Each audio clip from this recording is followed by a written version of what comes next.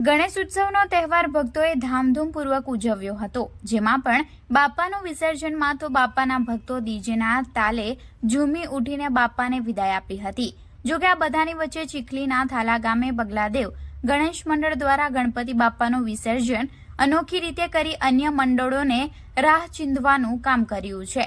બગલાદેવ ચા બાપા ગણેશ મંડળ દ્વારા તેમના 50 વર્ષ પૂર્ણ થતા ગણેશજીની માટીની પ્રતિમાનું સ્થાપન કર્યું હતું। તો વિસર્જનના દિવસે શોભાયાત્રા ન કાઢી સ્થાપનાના સ્થળે જ કાચની પેટી બનાવી તેમાં ગણપતિ બાપાનું વિસર્જન કર્યું હતું। આ કરવા પાછળનું કારણ બાપાની 10 દિવસની ભક્તિ કર્યા બાદ જે રીતે બાપાનું વિસર્જન નદીમાં પ્રતિમાને ખંડિત કરીને કરવામાં આવે છે એ યોગ્ય નથી, જેથી લોકોમાં જાગૃતિ આવે તે હેતુથી બાપાનું વિસર્જન કાચની પેટીમાં કરવામાં આવ્યું હતું।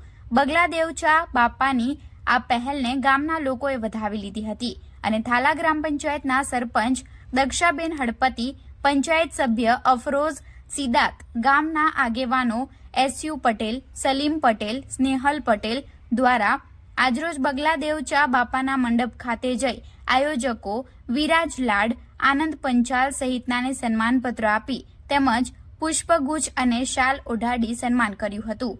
આ મંડળ પાસેથી અન્ય મંડળો પણ શીખ લે અને આવતા વર્ષે આ સ્થાપના સ્થળ નજીક જ વિસર્જન કરી નદીને પણ પ્રદૂષિત થતી બચાવવી જોઈએ। શ્રી ગણેશ થાલા ગામ પંચાયત વતી અમારું સન્માન કરવામાં આવ્યું એ બદલ અમે ખૂબ ખૂબ આભાર માનીએ છીએ। તે સિવાય પાછા ફરીથી અમે આપ સૌનો ખૂબ ખૂબ આભાર માનીએ છીએ કે અમારા 50મા વર્ષને આટલો સક્સેસફુલ બનાવવા બદલ તમારો સહયોગ અને સાથ સારો આપવા બદલ અમે ઘણો અભિનંદન પાઠવીએ છીએ। તે સિવાય જે અમે મેડિકલ કેમ્પ કર્યા હતા તેમાં પણ ઘણી મોટી સંખ્યામાં લોકોએ લાભ ઉઠાવ્યો છે। તો આ જોઈને અમે આવતા વર્ષે પણ આનાથી ભવ્ય પ્રોગ્રામ કરવા જઈ રહ્યા છીએ, જેમાં આનાથી મોટા મેડિકલ કેમ્પનું આયોજન કરવામાં આવશે। તો તેમાં બધાને આવકારીએ છીએ, બધા મોટી સંખ્યામાં ભાગ લઈ તેમજ આને અમારા 51 વર્ષને પણ ફરીથી આપણે એટલો ભવ્ય બનાવીએ કે આનાથી ભવ્ય પબ્લિક ભેગું થાય અને તેનો બધા લાભ ઉઠાવે। હજુ પણ અમારે વિસર્જનમાં થોડીક ખામીઓ રહી ગઈ હતી, તે અમે આવતા વર્ષે 100% એને સારી રીતે નિભાવીને આવતા વર્ષે પણ તમને આના કરતાં પણ ભવ્ય વિસર્જનનું લાભ આપીશું। તથા આગમનમાં પણ અમે બધાને આવકારીએ છીએ કે 51 વર્ષના આગમનમાં પણ આપ સૌ જોડાવો, જે અમે એક નવી જ રીતે ઉજવવાનું ગણતરી ચાલુ થઈ ગઈ છે। ધન્યવાદ। ખાસ કરીને આ પ્રેરણા કેવી રીતના મળી હતી?